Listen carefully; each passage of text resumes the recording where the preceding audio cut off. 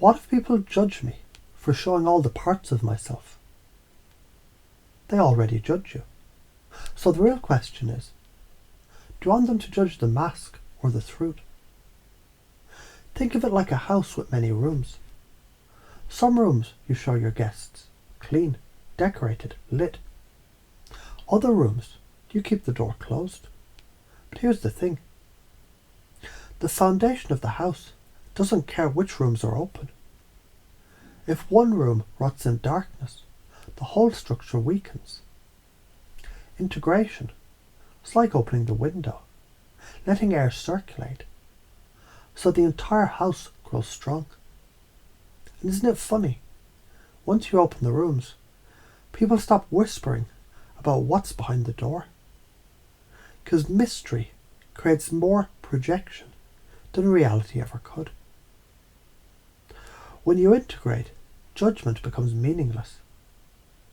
How can someone insult you for being too loud, too weird, too intense? When you've already claimed it, like a tattoo across your chest. The benefit if you do, freedom, energy returns, authentic connections flourish. The cost if you don't. You keep lugging around a backpack full of bricks that aren't even yours. Other people's standards, expectations and shame.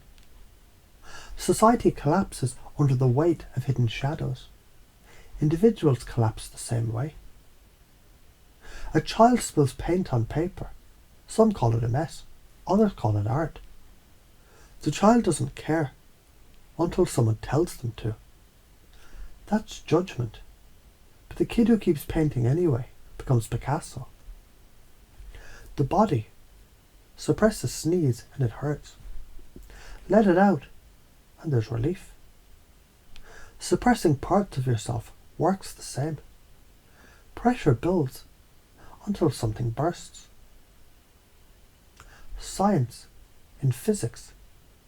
When a wave interferes with itself, it creates patterns of coherence. That's integration.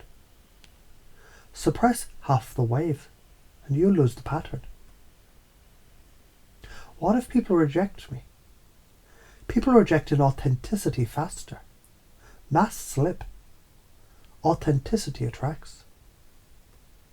Their judgment isn't about you. It's their mirror, their discomfort, with their own disowned parts. If you don't integrate, you pay twice. Once for the judgment, and once for the self-betrayal. If you integrate, you become unfuckwithable. A storm may howl, but a mountain doesn't apologize for existing. People sense your solidity and lean on you. Opportunities open, because truth signals reliability. If you don't, you age into resentment, a life half lived, wondering why no one ever saw you, when you never showed them in the first place. That's hell on earth, invisible while alive. And you can notice even now how some part of you is already practicing this. Remember the time you laughed at yourself before anyone else could? That's integration. Remember the times you admitted a flaw and people respected you more? That's integration. So as you reflect your unconscious, you can begin weaving new pathways, showing you new ways in daily life, to step into authenticity naturally, easily, without effort.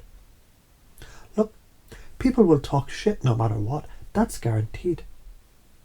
So why the fuck would you trade your soul for approval that never really arrives? You've got two choices. Be judged for being fake, or be judged for being real. One kills you slowly, the other sets you free. Congruence. Healing happens when your inner and outer self match. The brain's prediction error system burns energy, hiding contradictions. Integration frees cognitive load. Authenticity builds trust in tribes. Fakeness breeds suspicion. If you don't integrate, life will keep sending you mirrors, lovers, bosses, strangers, pointing at the shit that you hide until you face it. Karma is just feedback. Ignore it and it gets louder. Once you integrate, insults bounce. Why? Because how can someone stab you with a sword you already swallowed and forged into your spine? You become whole. So the conclusion is simple. Integration isn't about avoiding judgment.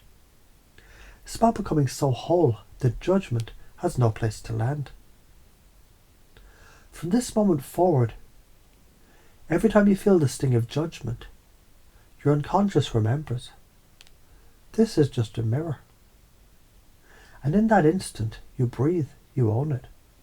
You grow stronger, automatically, effortlessly. Like it's who you've always been.